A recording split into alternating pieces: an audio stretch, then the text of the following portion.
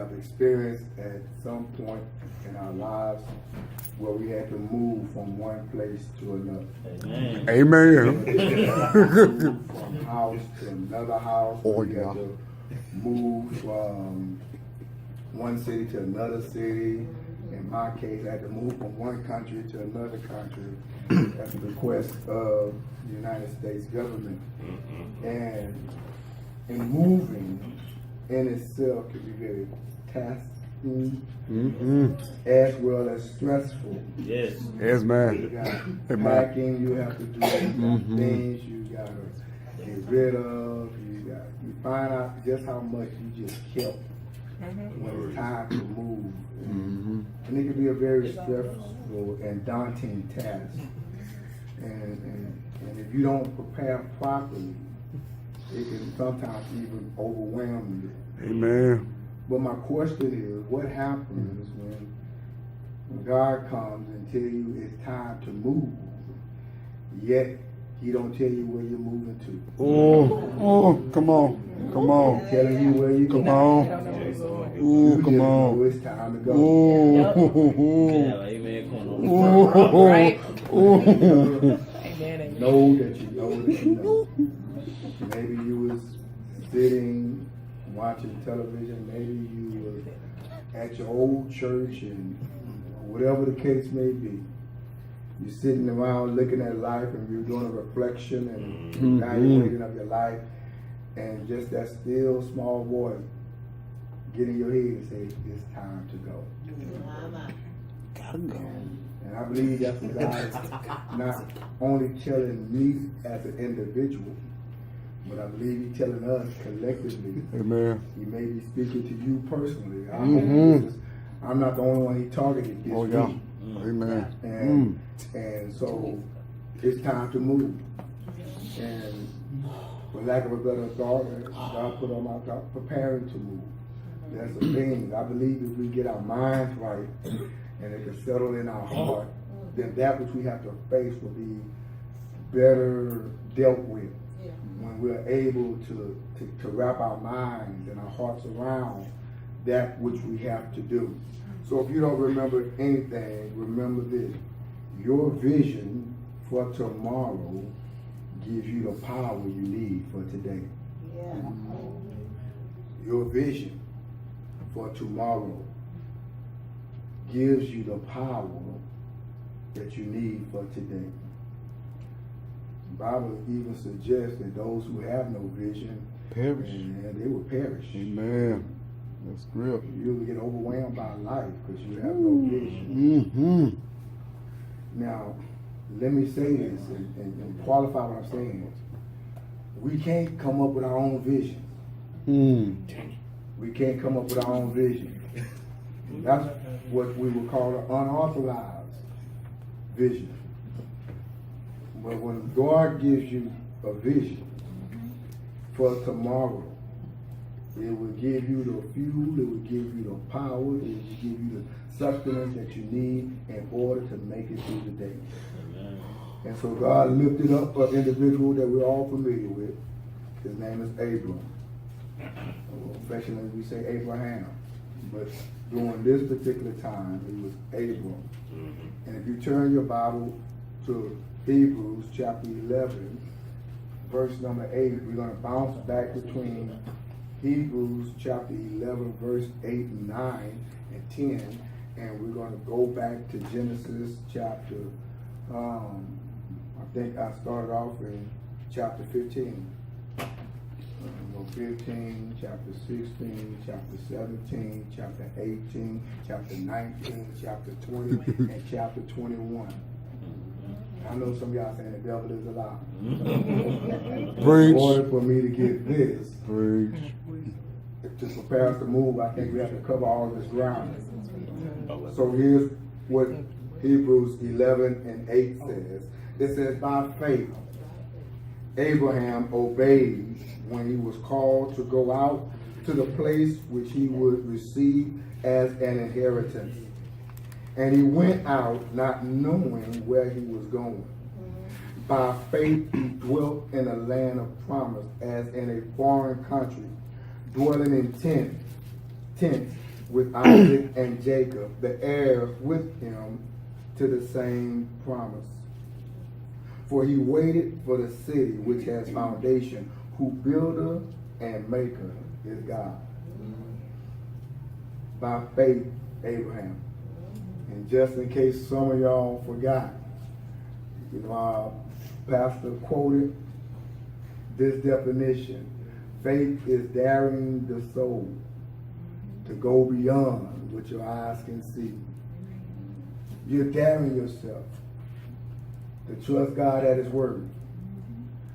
And some suggest that Abraham was even considered the father of faith. But how many of you know his faith was always in a developmental stage? He just didn't get it all in the first round. So the first thing I want you to see is, if we're gonna be prepared to move, we got to wrap our minds around the thought that God sets the perimeter. God sets the perimeter. You have to understand that. So if we go back to verse 8, by faith Abraham obeyed when he was called to go out to a place which he will receive as an inheritance. He obeyed. And the only way you can obey something, somebody got to give you some instruction. And so whatever the instructor tells you to do, your outcome is based on your obedience. And some of us, God has given a calling a long time ago. It may be in ministry as a preacher, as a teacher.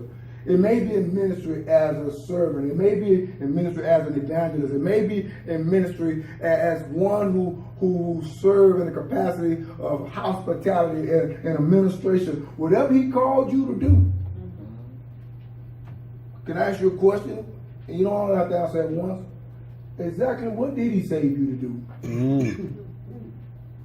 Did God put anything on your heart when He saved you? Or you just say, I just want you because you just that cool? Oh no. Did God ever say, Deacon Lord, this is what I want you to do? Michael, this is what I want you to do. Buddy, this is what I want you to do. I want you to be a prophet to the nation. Not that He's saying it to you. Because I can remember distinctly sitting in a little bitty apartment in Asugi, Japan. In 1988, the Lord spoke to me and said, tell them they don't have to live like this. They're more than this. And that was at the rise of gangs in our cities, in our inner cities, in our small towns. Gangs were infiltrating our city, taking over and master, seeing young black men laying on the street, blood spooling out from up under their body, white sheets over their moms standing over them crying. People standing around acting like it happened, it happens. And God said, tell them I didn't create them to live like this. And as I began to grow in my relationship with the Lord and hear and talk with Him more, He started putting me around folks who didn't understand the plight of our community. He said, tell them. You have to educate them. You have to tell them, you have to educate them. That every little child is running around here selling drugs or doing crime is not doing it because that's something they desire to do. It's a lesser of two evils. One decides he's going to rob because he thinks it's wrong to sell drugs. One sells drugs because he thinks it's wrong to take something that he didn't work for. But in order for me to eat, in order for my family to live, in order for us to have a measured amount of food in the refrigerator, clothes on my back, and things that I can just do where people don't look at me side-eye because I don't have to do these things. My dad is dead or in prison. My mom is out on the street struggling, or she's working 2 or 3 jobs just to make ends meet, and no ends have ever met. So this is what I must do. I even ministered to a young man that I later on, when I was working in the prison, he came up to me and I was like, either you didn't get the message or I didn't tell it right. He said, no. He said, no, that ain't what happened. I said, why are you here? He robbed the bank because his grandmother either had to feed them or pay for her medication. He said, my grandmother raised me, and I knew that from when I met him back when he was in high school. So he felt he had no other choice. And he was so sorrowful by robbing the bank, he wrote a note to the teller, said, I will pay you back as soon as I can. He wrote it back. He was so sorrowful that the teller went to court to testify on his behalf. And I'm looking at, these are the type of young people we deal with. That grow up feel like they're trapped. And so we have to understand God sets the perimeter. And when he sets the perimeter, sometimes we're going to have to do some stuff that we don't want to do. We just want the blessings. But we don't want the burden of going through the process to receive those blessings. Because we always say, we misquote scriptures. If God is for, who can be against us? And we use it in the sense that if God is for me, then my role should be easy. Nobody can stand against me. No, God said, go out there and find out the weapons that formed against you, and then I'm going to show you that they won't prosper. That's when he's talking about no weapon formed against you shall not prosper. If I'm for you, then it doesn't matter what they're doing. Amen. It doesn't matter what you got to go through. But you got to go through it. Amen. Why? Because it's not for just your demise, but it's for your development. Amen. And when we look at Abraham, if you turn back to Genesis chapter 12. Genesis chapter 12. I said 15, it's 12. Genesis chapter 12.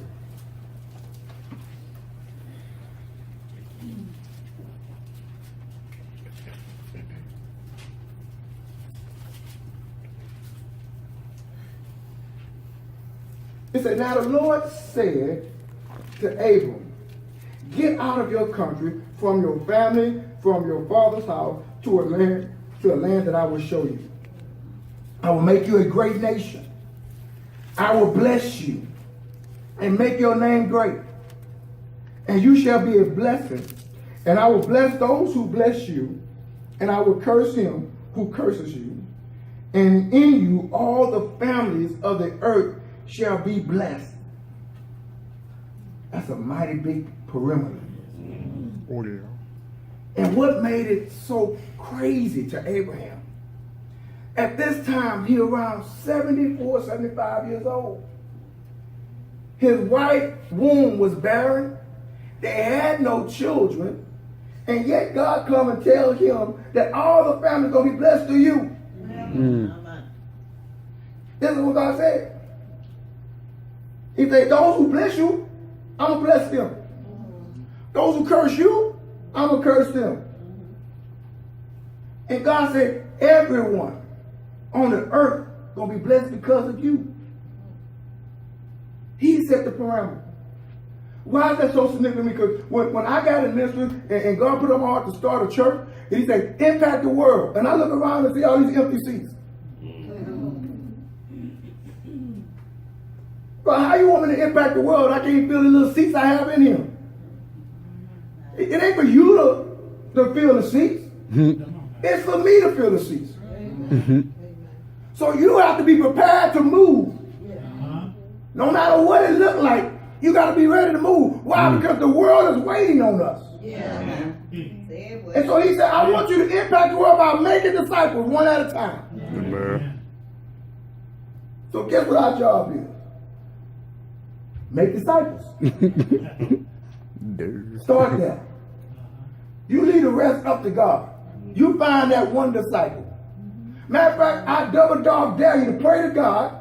Say, God, send me someone I can pour my life into.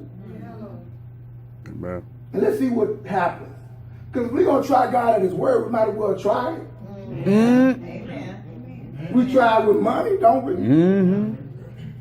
You know, so bring ye all the tithes into the storehouse, that they may be me my house. Prove me now. Now we want to prove the Lord. We put our little tithes in and then run and look at our bank account. Why? Because we expect something when we give. So God said, you make disciples and we will impact the world. Amen. Just the other day, we celebrated the life and the legacy of Billy Graham. I wonder who was a Sunday school teacher.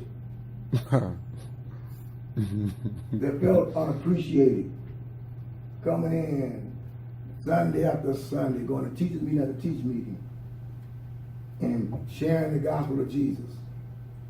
How many know out of all the people that Billy Graham ministered to, they say over 250 million people.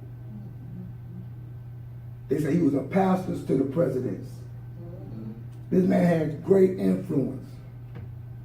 But all the people that came to Christ because of Billy Graham is going to be a credit to the one who led him to Christ. Yep. Mm-hmm. You know why?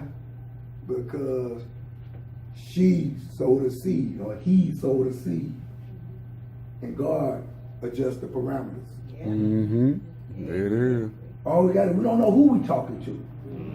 We don't know who we're going to be ministered to. But we do know this, that God has called all of us to serve in some capacity in order that our life may impact the life or the lives of others. And if we're not impacting the lives of others, and all we do is sit around and gossip and sip tea and sip coffee and talk about stuff, but never talk about reaching the world for Christ. I believe God have a problem with it. Amen.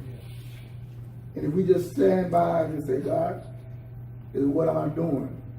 Is it in line with what you called me to do? Amen. Because see, Abraham had to get away from some folks. And it may be up to you. You have to get away from some folks. And you can't look back like Lot's wife. Oh no. Oh, I'm going to miss them. You're gonna be missed It'll be too. your demise. Second thing I want you to see, not only God sets the perimeters, but God makes and keeps his promises. Amen. He makes promises and he keeps them all. And time really won't permit me, but flip over to Genesis chapter 15, verse 1 through 6.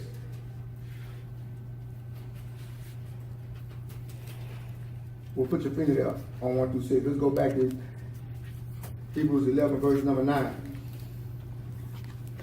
It says, by faith, he dwelt in a land of promise as in a foreign country, dwelling in tents with Isaac and Jacob, the heirs with him to the same promise.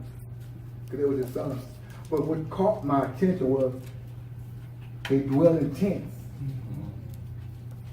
You know why they dwelt in tents? Because you have to be ready to move at any moment. God didn't tell them to go build a building, go build me a house, go build me a sanctuary. They dwelt in tents. They did. Why? Because tents are mobile. Yep. Amen. I don't know if you're going to take time to read chapter 12 up to chapter 15, but you're going to see some things was taking place. And Abraham had to be mobile, so he dwelt in tents. So let's go back to Genesis 15, 1 through 6.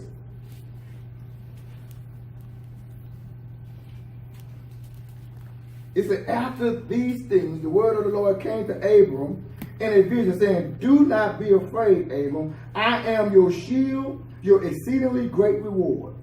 But Abraham said, Lord God, what will you give me, seeing I go childless, and the heir of my house is Eliezer of Damascus?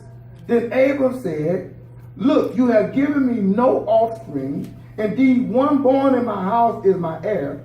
And behold, the words of the Lord came to him, saying, this one shall not be your heir, but one who will come from your own body shall be your heir. Then he brought him out outside and said, look now toward heaven and count the stars, if you are able to number them. And he said to him, so shall your descendants be. And he believed in the Lord, and he accounted it for him for righteousness. Lord, what you going to give me? And you going to be a daddy, a seed, and generations, all that.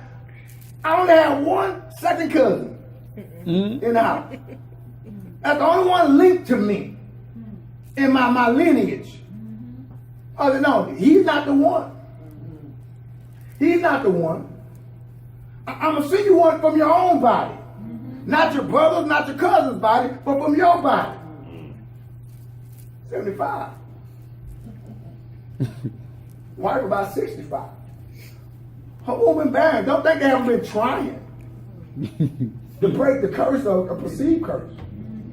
But so sometimes what we think are curses is God setting us up where only God gets the credit. Amen. You ain't lying. So some of the things you're going through, some things you're currently involved in, God said, I can't give you no credit for that. Oh no. But what happened was, Abram believed. And the Bible said it was accounted unto him righteous. Why? Why was it accounted unto him righteous? Because he didn't ask any questions much after that. But God, just whatever you got to do, just do it. And so when we look at this, let's go back to Hebrews chapter 11. Go verse 17 through 19. Hebrews 11, 17 through 19. It said, by faith, Abraham, when he was tested, offered up Isaac, and he who had received the promises offered up his only begotten son. You got to remember that.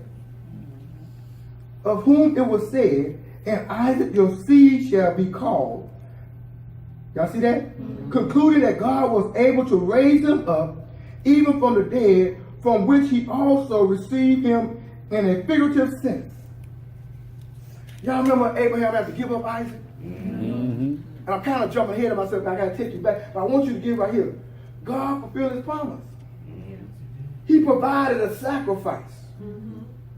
But what Abraham showed God is, God, I put all my trust in you. Amen. And if this is part of the process in which I must sacrifice my son, I am trusting you that you're going to resurrect him.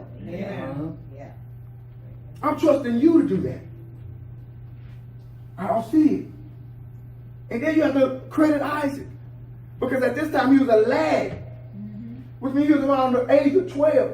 Old enough to ask questions. And if you remember the story, when they was going up to Mount Moriah, I believe, Isaac was the one carrying the wood. Abraham had the fire and the knife. So Isaac asked one question. Daddy, I see the knife. I see the fire. I got the wood. But where's the sacrifice?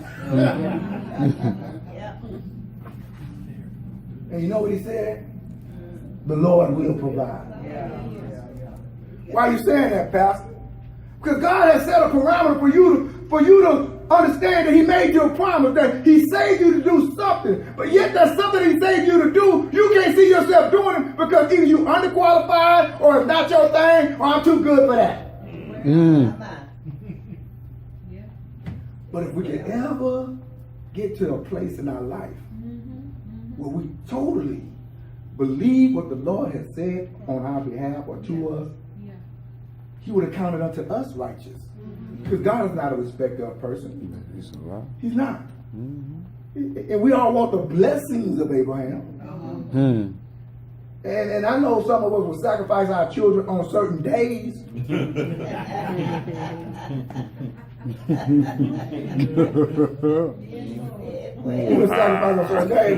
But if everything all good and all this, and God told you that that child is the child that's going to take you to greatness, would you sacrifice him? I guarantee you, if every parent saw their child as the way God sees them, then we wouldn't have no need for boycotting or debating or marching on Roe versus Wade. It wouldn't be no abortion clinics. It wouldn't be no right to make a decision because it's your body. Why? Because your body was bought with a price. Amen. Your body belongs to God. Well, God gave me a choice. Yeah, he said choose life. Or death. You made all your decisions up to that moment. So we have to start valuing our children the way God did. The other day, my children were getting on my reserve nerves. My reserve nerves. Yeah. I drop off and then turn around and go back and pick her up and all that. I'm like, no, I'm not your mama. I ain't all this ripping and running. I don't have a U on my windshield. And even like, I'm not paying me to drive anyway. So all the way we were driving, I said, God, thank you, Jesus, for my children. And I'm praying loud where they can hear me. Father, you promised me that you gave me an inheritance. I thank you for my children today. And they looking at me all crazy, laughing. I said, well, my God, you told me. And I was like, and big man just looking up crazy. Well, that been my mama. Said, oh, that's your mama. I'm talking to the Lord right now. Leave me alone. Lord, I thank you for them all. 5 wonderful sons and a beautiful daughter, all who are obedient and walking in righteousness, called according to your name. Lord, that one day they would see themselves as you see them. Sometimes we have to remind ourselves of what God has promised us, and that He's the one that's going to keep His promises. Amen. Don't let one call from the teacher throw you off. Amen. He keeps His promises. Third thing, remember you are stronger. Remember you are a stranger and a pilgrim. This is not our home, y'all. This is not our home. So they dwelt in tents. Because they ain't planning to stay around for the housing association meeting. They didn't stick around and get all caught up in the civics of the community. They were prepared to leave. Now, while they was there, they was called to be good neighbors. We are to be good neighbors in the world in which we live in.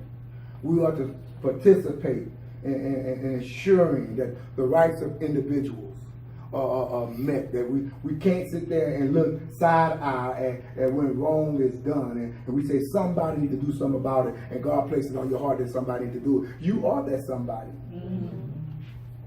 But we can't rest here. What he's saying, God called us to do something significant, something great, something beyond our own physical or mental or spiritual capabilities. He called us to reach the world for Christ. He called us to make disciples. He called us to love our wives. He called our wives to respect your husband. He called our children to obey and honor your parents. And the world is trying to pull all that apart. Amen. Amen. That's bigger than us, because sometimes they do say things. Whether the husband says something to the wife or don't say something, or neglect, or the wife say something to the husband or don't say something, or neglect, or the children walk in complete disobedience, or parents not appreciate their children, and you provoke them to anger. The world is trying to pull that apart. And we got to understand that we got to still hold on to our assignment. Amen. It doesn't matter what they put on TV. I told Carl last night, I'm going to stop watching TV. Every show got somebody gay on there now. Yeah. At least one person. You can't do nothing. You can't watch nothing that's wholesome anymore. Even the wholesome family got a gay son, gay daughter, whatever the case may be. They all up in there. I'm sorry. Lesbian. I'm sorry. And I'm not homophobic by no stretch of the imagination. I'm not homophobic. But it's wrong. Amen. Just like homemongering is wrong. Amen. Amen. And side pieces, they wrong. Amen. So I ain't picking on the gay community. I'm picking on all communities that's destined to do wrong at the demise of the family, at the expense of the family. And most of these folks are Christians. I'm going to show y'all a prayer. Come Bible study. Maybe this week. I'm going to show y'all a prayer. It's called a stripper's prayer. No. Uncut upfield, but you got to see it. I want you to see what we're dealing with in this world. Amen. And people doing this in Jesus' name. No. I want y'all to see, because see, we come to church, we have our meeting, we have our particular friends, our sets that we live with, and people out there that's being ratchet. Oh yeah. Trust me, I know. And we shocked. You know why we shocked? Because we ain't moving. I'm not sorry. We ain't out there seeing what the world out there. We depend on the news to give us everything. Some stuff the news don't even want to show you. Yep. But we have to understand, we are just pilgrims. Chapter 11 verse 13 through 16 of Hebrews says this. These all died in faith, not having received the promises, but having seen them afar off, were assured of them, embraced them, and confessed that they were strangers and pilgrims on the earth.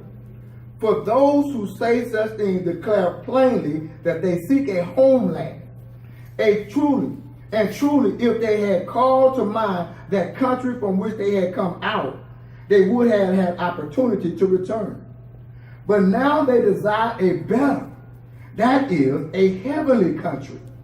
Therefore, God is not ashamed to be called their God, for he has prepared a city for them. May I suggest this is not talking about heaven beyond the sky? God's talking about a place where he reigns. See, we want to settle in and we want to please people. We want people to say nice stuff about us. And basically there's nothing wrong with that. But when you do it at the expense of them saying something nice and God saying you're obedient, which one do you prefer? Amen. Make it plain. Amen. We got to walk in obedience. Amen. And he said, the people seen what they saw, but it was afar off. In other words, we may not receive it. We may not be around when the 7.2 billion person received Christ. But we do know this. God never forsakes his promises. Amen. Never. All right. So what am I to do? I have to do all I can, while I can, as long as I can, to all I can. All right. Because when I look at this, I look at Isaac. Isaac had sons. Think about it. Abraham was the father of the Jewish nation. But the 12 tribes of Israel. And so then he had another son. He had one son. One of the 12 was Joseph. He saved the nation when they was in Egypt. And then later on in their lineage, some 400 years later, Moses came to deliver the nation. Amen. So everybody has a part. Abraham didn't see what we're experiencing today, but he had enough faith in God. If I could get one of my sons right, not alone 12. If we just trust God at his word, what is God saying? I know some of y'all want some I don't want you, all of them gonna be rich, according to them. They all gonna be rich. So I'm not really worried about retirement. Am I gonna make it? I got 6 rich kids. Hey, amen. And I'm not asking to pay all my bills. I'm just asking each one to take one. That's all I'm asking. I ain't asking for much. Amen. That's good. But don't go out there trying to be rich at the expense of being disobedient. Amen. Amen. But you gotta understand that. And all of them, I tell people all the time, I'm not saying because they're my kids, I got 6 all-stars. They all excel at everything they do. But sometimes Satan allows you to excel and go through life free, and then when you really meet some trouble in your life, you don't know how to handle it. Come on. There's a guy named Marvin who stayed in our community. Stayed right down the street. They kept the yard immaculate. Marvin was one of them guys that were just extremely smart. Extremely intelligent. He was way older than I was, but he was one of them kids. He was one of them cats that all little kids look at and idolize. Well, Marvin had to leave, and he went to Vietnam. And when Marvin came back, he wasn't in his right mind. And then when his mom and his dad died, who he was very close to, he really went into a deep hole. And today, I don't know if Marvin is still alive. I saw him about 10 years ago. Marvin is gone. So, PD? I didn't know. But I'm just saying. But this dude was brilliant. And to have a beautiful daughter, a beautiful wife, and come home and everything you counted on. It seemed like it disrupted, and the government that you went to fight for didn't fight for you. Oh. Load him up with drugs. Yes. Am I lying, Bishop? No, you're not. No. He served in Vietnam. All right. I learned about it through history. But see, sometimes when we don't experience stuff, we don't identify with it. But when you start seeing things through God's life, you see how it directly affect you and what could have happened. Mm-hmm. But God, Amen. it could have been you. Mm-hmm. So you gotta understand, we're just strangers and people. We can't afford to just assimilate ourselves with everybody around us. Because we are here on a mission. Hey. And we don't know what life is gonna throw us, but if you're not prepared, Yeah. as smart as he was, he only met Jesus after he had enough sense to know he needed Jesus. And right now he's all right. Mm. But we gotta understand. Turn me to 1 Peter chapter 2. I gotta hurry up. 1 Peter chapter 2. First Peter.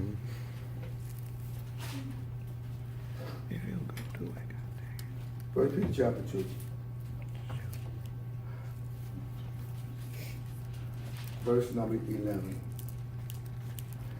Beloved, I beg you as sojourners and pilgrims, abstain from fleshly lust which war against the soul. Having your conduct honorable among the Gentiles, that when they speak against you as evildoers, they may by your good works which they observe glorify God in the day of visitation. In other words, your life should be a reflection of your relationship with God. Amen. Because if you start trying to identify, and lust here is not of a sexual nature, it's just your worldly desire, your desire to be better than, your desire to achieve greatness, your desire to step on people in order to achieve what you want. You gotta put that stuff in check. God, is this what you want me to do? Amen. Am I trying to get my kingdom here, or am I pressing toward the mark you set before me? Amen. And so when we look at this, you got to understand, God said, he said, beloved, I beg you, abstain from that. In other words, check yourself regularly. What is it that your heart is leaning toward? Because if it ain't leaning toward the call of God to make this move, then you need to die leaning. You need to repent. Why? Because when people start speaking about you, they should be speaking about you and your relationship with God. They should see God all in us. Not that we're perfect, but we're people in the process heading toward perfection. Amen. We should always at least be aiming at the mark. Amen. You may not be hitting the mark, but at least be aiming at the mark. And if you ain't got enough strength to aim at the mark, at least look at the mark. Face the mark. Just stand there and look at the mark. You want to do a U-turn? And never look back. You know what happens when you look back? Salt. I'm glad you asked. Gonna be salty. Patience is the key. Yeah. The last thing I want to say, patience is the key to fulfilling the promises of God. If we go to Genesis chapter 16, this is when we're going to run through all these chapters real quick. In Genesis chapter 16, Abram and Sarah getting a little antsy. She's not getting pregnant. And time is passing on. God had made this promise about 14 years prior to that. I think 11 years prior to that. And so in Genesis chapter 16, if we get there, it says, now Sarai, Abram's wife, had borne him no children. And she had an Egyptian maidservant whose name was Hagar. So Sarai said to Abram, see now the Lord has restrained me from bearing children. Please go into my maid, perhaps I shall obtain children by her. And Abram heeded the voice of Sarai. Then Sarai, Abram's wife, took Hagar, her maid, the Egyptian, and gave her to her husband, Abram, to be his wife, after Abram had dwelt 10 years in the land of Canaan. So he went into Hagar, and she conceived. And when she saw that she had conceived, her mistress became despised in her eyes.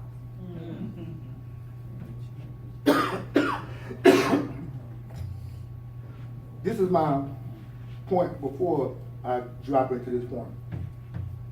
Don't ever try to disrupt the process. Because when you disrupt the process, all it does is cause delay in the promise. Amen. Say it again. Disrupting the process only delays the promise. There you go. Preach to him. Preach to him. That make sense? Yeah. Preach to him. So now here it is that Abram took on the advice of his wife. Wife is getting up there. She's 70 plus now. And here she got a maid, an Egyptian, probably younger. And here it is. You tell your husband, take her. Ladies, this is a warning. If you ever get married, or you married, whatever, and you get frustrated with your husband, and he say you can do better elsewhere, you say, go on then. Don't do that. Go on out there. Don't do that. Don't do it. Because guess what he gonna do? He gonna go on out there.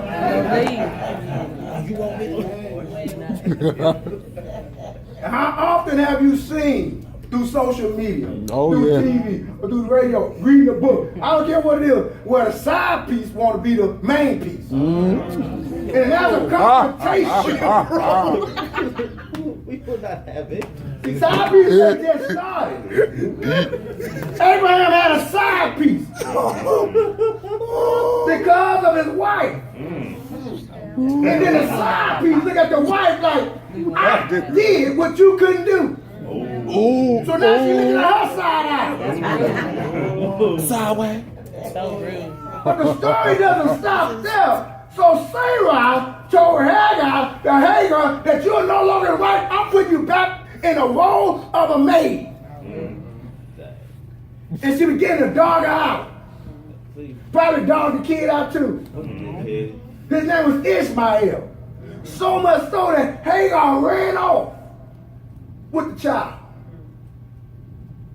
But you know what Ishmael means? God sees. And God saw all that went on. So here it is. In chapter 16. Let's go down to verse number 11. It says, and the angel of the Lord said to her, behold, you are with child, and you shall bear a son. You shall call his name Ishmael. Because the Lord has heard your affliction, he shall be a wild man. His hand shall be against every man, and every man's hand against him. And he shall dwell in the presence of all his brothers. Y'all see that? Every day. See, Ishmael is considered to be the father of the Arab nation. That's who he's supposed to be. That's who they follow. All of us love Abraham. Baptist, Methodist. If you're a Protestant, Abraham. If you're a Muslim, Abraham. They don't have a problem with Abraham. It's only when you get down to Ishmael and Isaac. Because see, according to the law, the firstborn, regardless of how he was born, he's the one that everything falls to. But like I said, God set the perimeter. He set the guidelines and the bylaws. So it doesn't matter who came first. It's who God ordained. Amen. And even today, we got siblings not getting along because one thing I deserve because I'm the oldest. Oh, you better preach. Ooh, yes. We got people like that. Oh, yeah. And if you look at the news often enough, you'll see that the Palestinians and the Jewish nation have been at each other's throats since this time. They've been there. They've been doing it. And guess what? God never changed his plan. Amen. I even heard a preacher try to preach, Ishmael is still my brother. Oh well. No. He said no. Let me show you how Abraham even came to God. Let's slide over to chapter 17, real quick. Start at verse 15. It says, then God said to Abraham, as for Sarai, your wife, you shall not call her Sarai, but Sarah shall be her name. See, Sarai was my prince. Sarah was his prince. And maybe it was because of the moment in the time God said, no, she's your princess, rather. It said, okay, he said, and I will bless her, and also give you a son by her, then I will bless her, and she shall be a mother of nations. Kings of people shall be from her. Then Abraham fell on his face and laughed, and said in his heart, shall a child be born to a man who is 100 years old? And shall Sarah, who is 90 years old, bear a child? See, when I read that at first, I thought that maybe Abraham was just so overwhelmed with joy he just couldn't do nothing but laugh. No, he was being sarcastic. How did you get that, Pastor? Look at verse 18. And Abraham said to God, oh, that Ishmael might live before you. I know what you're saying, but I already have a son. His name is Ishmael. Let him be the one that the seeds and the kings come from. See, there were two problems with that. First of all, Ishmael wasn't the one that came from Sarah. The God ordained marriage. If he didn't come from Sarah, then that means you disobeyed God. Amen. Now here it is. He impregnated one at age 86. Here it is now, 99. Getting ready to turn 100. You see the process here? It's been delayed. Amen. So he said, oh, that Ishmael, he could be the one. And this is what I love about God. He said, and God said, no. Sarah, your wife, shall bear you a son, and you shall call his name Isaac. And I will establish my covenant with him for an everlasting covenant, and with his descendants after him. As for Ishmael, I have heard you. Behold, I have blessed him, and will make him fruitful, and will multiply him exceedingly. And he shall beget 12 princes. And I will make him a great nation. But my covenant I will establish with Isaac, whom Sarah shall bear to you at this set time next year. Then he finished talking with him, and God went up from Abraham. God went up, ain't nothing else to discuss. No, he's not the one. He's going to be blessed. He's going to be rich. He's going to be famous or infamous, however you want to look at it. And if you look at the Arab nation now, they got more bank than they can ever deal with. They got money. God is. I happen to be over there on my little journey to the Persian Gulf. Their taxis are Mercedes. Exactly. I like, oh snap. So they stuff is covered with dome. See, we get materialistic domes over here. We put a little fabric that's gold colored. Oh, that stuff is for real deal. Real deal go. They ain't playing with that money. And guess what? They ain't worried about losing money or all that, because they're going to always get money. You think Texas got all? What? Right. They got it, y'all. And God said, I took care of him. But he's not the one I promised. He's not the one I made a covenant with. So just because you have it, doesn't mean you're in covenant with God. Ooh, that's deep. He said, Isaac is the one. That's the one I'm going to deal with. And when you look, now that's in chapter 17. In chapter 18, Lord started talking about, I believe that's when they start getting their circumcision and all this kind of stuff. The destruction of Sodom and Gomorrah. Abraham had to look over and see that the city was going up like a fire. It was smoke. He just saw smoke, and he said it looked like a furnace. And remember, Lot was over in Sodom. Remember, it was at some point in time where Abraham and Lot had to separate. Oh yeah. And he told him, man, whatever you pick, that's yours.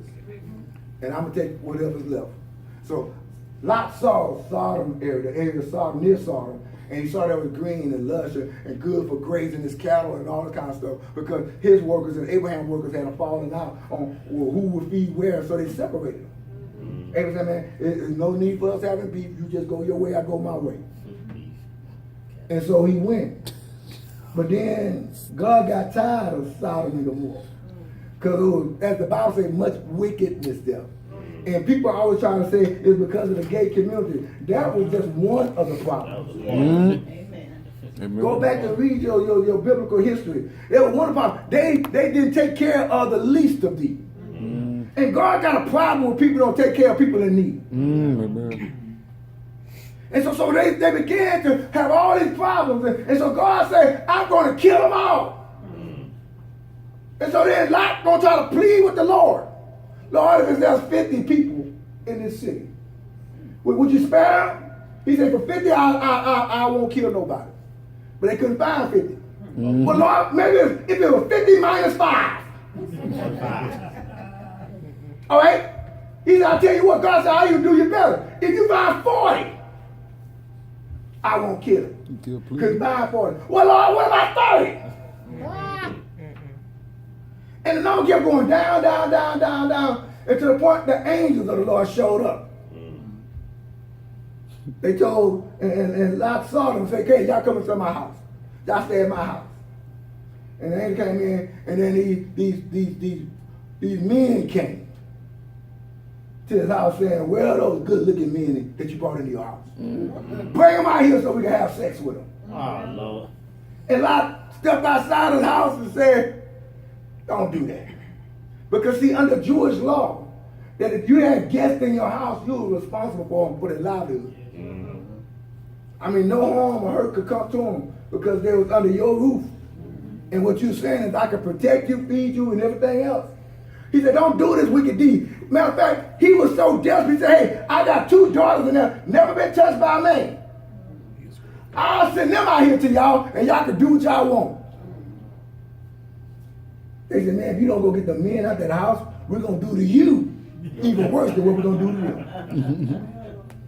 And the Bible said the angels reached out and snatched Lot back in the house, and he made all of them go blind outside the house.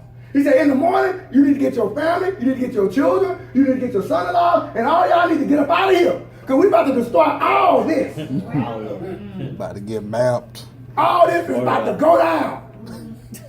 And so he went to his son-in-law, and they thought he was joking. So he left them. He said, you get your 2 daughters, your wife, y'all get up out of here, but don't look back. This all happened in chapter 18. And 19, thank you. So they looking around, oh God. They run off. But here comes Lot's wife. There's a reason they didn't give her a name. Because she wasn't going to live long. No. Looking back. Anonymous. All this is going on within that 99th year. You will not have it. Then Abraham had an issue in chapter 20 with a guy named Amalek. Now, if you go all the way back, Abraham had an issue with Pharaoh. Because see, even though Sarah was old, obviously, she was on a plant-based diet. Because Sarah was nice looking, beautiful, had a beautiful countenance. In other words, not only she looked good, she carried herself to make her look even better. So she looked good. And Abraham, when he went was going around them pharaohs in Egypt, he said, tell them you my sister. Which is not totally a lie. But I told you a half lie is the whole truth. I mean, a whole truth is a whole lie. Yeah, there you go. Boy, y'all. You know why? Because they had the same father but different mothers. So she was his half sisters. And before y'all jump off and say that was nasty, it wasn't that many people on the ground then. It wasn't. So he took her as his wife. So he told them, just say you're my sister, because they found out you're my wife, these men gonna want you, and they can't have you because they respect the law, so they gonna kill me. But if they think you my brother, then they gonna treat me right. You do what you gotta do. We both live. We haven't seen another day. And in both cases with the Pharaoh and Amalek, God wouldn't allow them to touch Sarah. And Amalek in chapter 20 said, man, why would you do this to me? What would you hoping to gain out of it? Because God prevented him from touching Sarah to the point where this man, everybody in the household got sterile, basically. Nobody can do nothing. And God began to talk to him. He said, if you don't get this man back his wife, I'm killing you. Not only gave him back his wife, he gave him some goats, he gave him some sheep, he gave him some cows, he gave him whatever you want, just get out of here. Leave now. But before you leave, God said you got to pray for me. Because his healing wasn't going to come until Abraham prayed. And the prayer couldn't come until his wife was restored back to Abraham. So God ain't playing. Then finally we get to chapter 21. Chapter 21 it says, and the Lord visited Sarah as he had said. And the Lord did for Sarah as he had spoken. For Sarah conceived and bore Abraham a son in his old age, at the set time of which God had spoken to him. In other words, God said, this time next year, it was that time next year. And Abraham called the name of his son, who was born to him, whom Sarah bore to him, Isaac. And Isaac means laugh. Then Abraham circumcised son Isaac, and when he was 8 days old, as God had commanded him. Now Abraham was 100 years old when his son Isaac was born to him. And Sarah said, God has made me laugh, and all who hear will laugh with me. She also said, who would have said to Abraham that Sarah would nurse children? For I have borne him a son in his old age. All because God said, move. You had to go through some stuff. But you can't go through nothing if you're not moving. Amen. You can't give a testimony of where you've been if you always are where you are. No, you always is where you are. You're just there. And you got some people in this world that have never left their community. And there's a great big world out there, y'all. And God called us to be a witness and a warner to the world at large. He gave all of us assignments, from the oldest of us to the youngest. He gave us assignments. My question to you, are you prepared to fulfill your assignment? Because your assignment comes with a clause. God said, you have my blessed assurance. He's there. The whole way, God was always navigating situations and circumstances. Even when Abraham went his own with his own thoughts, God still made all things work together for his good. Because God's purpose will be done. And as I was shared with when I was younger, or I'll share with you now that I'm older, you can either do it willingly or you can do it being drugged. But God's going to get his purpose out of you. Either you're going to be a testimony of God's greatness in your life, or you're going to be a warning to what it looks like when you walk in disobedience. Amen. Say it well. I don't want to be a warning. Don't disobey God. I want to be a living testimony of God's faithfulness, God's sovereignty, his omnipotence, his omnipresence, his omniscience. He knows everything. Amen. But we can't find out just how awesome God is if we keep doing the same thing every day, week in, week out. We got to change up. And I believe God is not only speaking to me as an individual, I believe he's speaking to us as a church and to you, some of you as individuals. Amen. It's time to move. Amen. It's time to move around. Look at the next, say move around. Move around. Move You around. can't keep doing the same thing. Expect a different result. Father, we thank you for loving us so much, for keeping us and providing for us. Because you are a God who fulfills all your promises. And for that, we say thank you. We thank you, Lord, that you are our only provider. Yeah. Others are resources, but you are our only source. And as you were with Abraham, Lord, be that with us. As his faith grew and developed and walking in obedience towards you, Lord, show us the benefit of walking in obedience, that we too may be blessed. We may not be the father and the mothers of all the nations, but we do recognize that we are part of that great heritage, that you called all of us through the blood of your son Jesus. That when he died on Calvary cross, his blood was not just for the Jewish nation. His blood was not just for those who lived during that time, but his blood still flows today. And every life that that blood touches, that it has an encounter with, Lord, it changes forever.